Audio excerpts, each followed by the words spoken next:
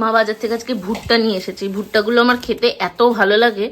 রাস্তায় এখন ভুট্টা পোড়া খেতে গেলে 10 টাকা করে নিয়ে নেয় এক একটা পিস, আর এইগুলো 5 টাকা করে নিয়েছে। 4টে ভুট্টা 5 টাকা, তার সঙ্গে আবার একটা ফ্রি দিয়েছে, মানে 5টা ভুট্টা একসঙ্গে।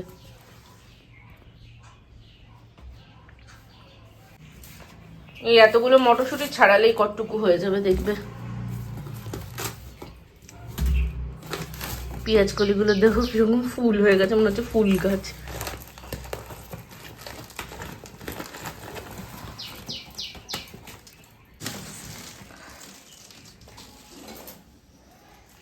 পাতাগুলো ছিঁড়ে দাও, পাতাগুলো ছিঁড়ে দাও। পাতাগুলো সমেত থাকলে পরে কফিটা ভালো থাকবে, আর ডালগুলো ভেঙে দিলে কফিটা শুকিয়ে আসবে। আচ্ছা। আর পাতাগুলো শুকাবে তখন ফুলকপিটা তাও একটু টাটকা থাকবে, ওই জন্য ফুলকপির ডাল ভাঙানো হতো।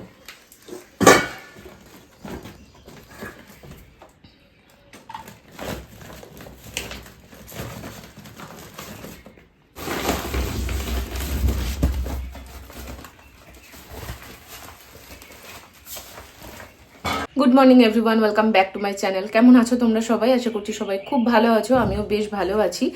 আজকে হচ্ছে 22 তারিখ ফেব্রুয়ারির, অনেক দিন, প্রায় 1 মাস বাদে। লাস্ট আমি ব্লগ দিয়েছিলাম জানুয়ারির 20 তারিখ, তারপরে আজকে আমি ফাইনালি ব্লগ করছি। এবারে আসার পর না আমি একটা দিনও ব্লগ করেছি, না আমি একটা দিনও ব্লগ শেয়ার করেছি। তো আজকে ভাবলাম একটু ব্লগ করি, কারণ যাওয়ার দিন তো চলেই এলো।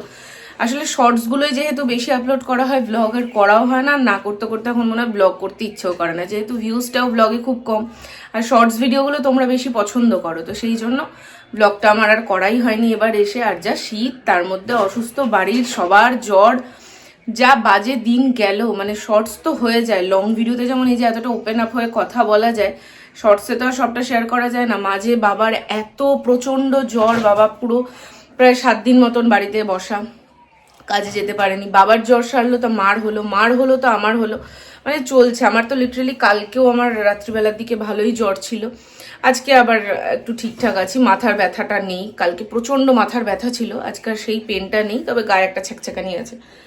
যাই হোক, আজকে অনেক দিন পর বাড়িতে এরকম বাজার একদম ভরে নিয়ে এসেছে, আর এটা দেখতেও ভাল লাগে, যে বাজার করে তার করতেও ভাল লাগে।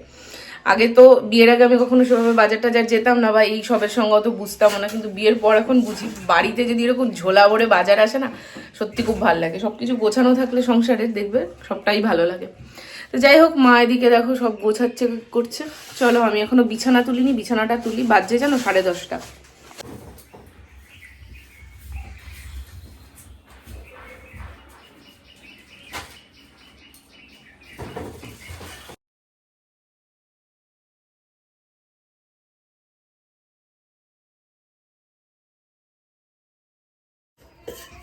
এইদিকে এই আলুগুলো এভাবে দেখ সব কটা মানে বড় বড় করে বেছে বেছে সরিয়ে রাখছি, কেন দোলে পরে রোদটা আরো চড়া হবে।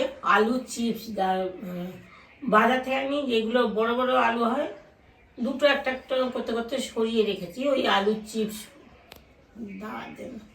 বুঝছি, ইয়ে করে সব কটাই বড় আছে। আমি বেরাই, কারণ আমার খাট ফাট কিছুই গোছানো হয়নি। এত বেলা হয়ে গেছে এখনো অবধি। এই দেখো মশারি অ্যাজ ইট ইজ আছে। চলো আগে ঝটপট করে বিছানাটা গুছিয়ে নিই, তারপর বাকি কথা পরে হবে।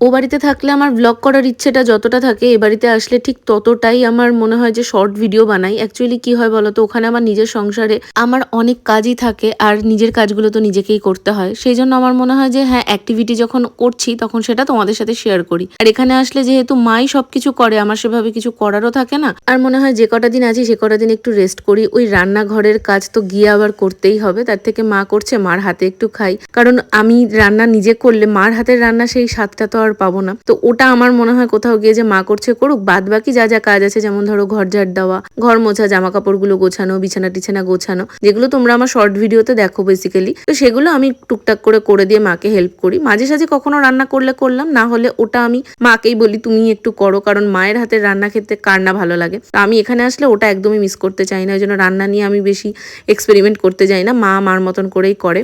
ভ্লগে তোমাদের সঙ্গে আমি মন খুলে অনেকটা কথা বলতে পারি, কারণ শর্ট ভিডিওতে 1 মিনিট আমি কি বলবো সেটাই বুঝে উঠতে পারি না। তো যাই হোক, লাইফে অনেক কিছু চলছে, অনেক কিছুই তোমাদের সাথে শেয়ার করার আছে, আর আস্তে আস্তে সবটাই তোমাদের সাথে শেয়ার করব, আর ভিডিওর থ্রু তো তোমরা দেখতেই পাবে। আচ্ছা, আমাকে একজন কমেন্ট করেছিল যে এই ব্ল্যাঙ্কেটটার মানে বালাপোস্টার একটা কভার বানাতে, এই যে সেই কভার দেখতে পাচ্ছ, দুটো চাদর দিয়ে কভারটা বানানো হয়েছিল। আমি যেদিন এসেছিলাম সেদিন আমি একটা ব্লগ করেছিলাম, আর সেই দিন আসার পর আমার হাতে মোট 7খানা ব্লগ ছিল, বাট এত পুরনো হয়ে গেছে ব্লগগুলো, মানে ও বাড়ির ব্লগ, তা এতদিন ধরেও আমার সেগুলো আপলোড করা হয়নি, যেহেতু আমি মোট 8খানা ব্লগ ডিলিট করে দিয়েছি।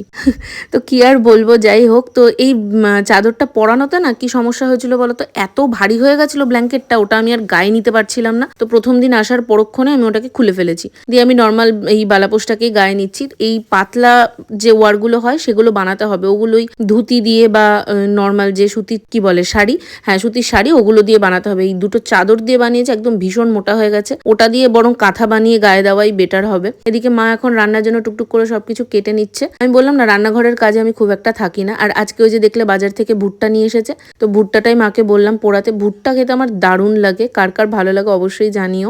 আর লেবুটা আজকে নেই, তো লেবু দিয়ে খাওয়া হবে না, নর্মাল নুন দিয়েই খাবো।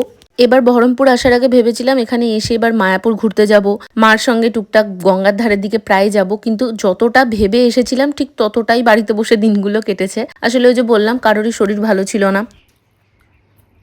নরম শক্তরা, আমার এত নরম ভুট্টা ভালো লাগে না, একটু শক্ত হলেই ভালো লাগে।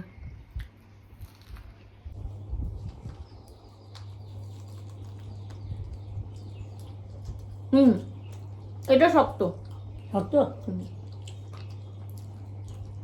তোর শক্তটাই ভালো লাগে। অতি নরম ভালো লাগে না।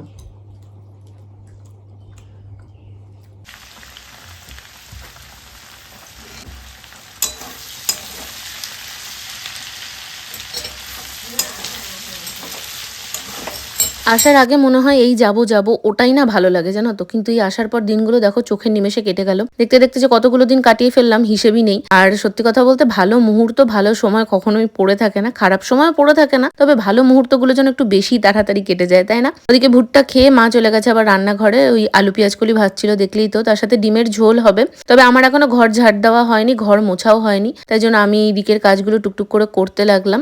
তবে এবার আসার পর বেশ টুকটাক অনেক কিছুই হয়ে গেছে কেনাকাটি, আর তার জন্য ব্যাগও ভারী হয়ে গেছে। তাই রিন্টুকে বলছিলাম নিতে আসার কথা, জানি না ও ছুটি পাবে কিনা, ওর ছুটি পাওয়াটাই হচ্ছে একটা বিরাট সমস্যা। এর মাঝে তো আবার ব্যাঙ্গালোরও গেছিল, ওদের বছরে তো 2বার করে বুকিং এর জন্য যেতে হয়। এবার ও আসতে না পারলে আমি একাই চলে যাব, তবে সেক্ষেত্রে আমাকে শীতের জিনিসপত্রগুলো রেখে দিয়ে যেতে হবে, কারণ সবটা একসঙ্গে নিয়ে যাওয়া সম্ভব না। আমি ওকে বলেও ছিলাম যে আমি চলে যাই, বাট ও বলছে যে না থাক, তুই আসিস না, 2 দিন পর আমি যাব, গিয়ে নিয়ে আসবো, তাহলে আমারও 2 দিন একটু মানে ঘুরে আসা হবে, ওরও তো সেভাবে কোথাও যাওয়া হয় না। আর এখন আমাদের বহরমপুরে না বহরমপুর মেলাও চলছে, ভেবেছিলাম যাব, কিন্তু যদি ও আসে তাহলে একসাথেই যাব, সেই জন্য আর যাইনি। আর বাড়ি যাওয়ার সময় যদি ও থাকে তাহলে কোথাও গিয়ে একটু ভালো লাগে, অন্তত যাওয়ার একটা কারণ খুঁজে পাই, একা একা যেতে হলে আরো বেশি কষ্ট হয়। আমার ওদিকে ঘর ঝাড় দেওয়া মোছা কমপ্লিট, মা এদিকে ডিমের কারি রান্না করছে, মানে ওই ঝোল হবে আর কি। আজকের ব্লগটা একটু ছোট হয়ে গেছে, যেহেতু এতদিন বাদে ব্লগ করছি, আমি কি দেখাবো কি না অতটা এনার্জেটিক ভাবে আমি ব্লগটা করতেও পারিনি, তবে আস্তে আস্তে ভালো ব্লগ তোমাদের সঙ্গে আবারও শেয়ার করার চেষ্টা করব। আজকের ব্লগটা তাহলে এখানেই শেষ করছি। ব্লগটা কেমন লাগলো অবশ্যই একটা কমেন্ট করে জানিও, আর যদি নতুন হয়ে থাকো আমার চ্যানেলটা সাবস্ক্রাইব করে পাশে থেকে যেও। দেখা হবে খুব শিগগিরই নতুন কোনো ভিডিওতে। আজকের মতন এ পর্যন্তই, টাটা।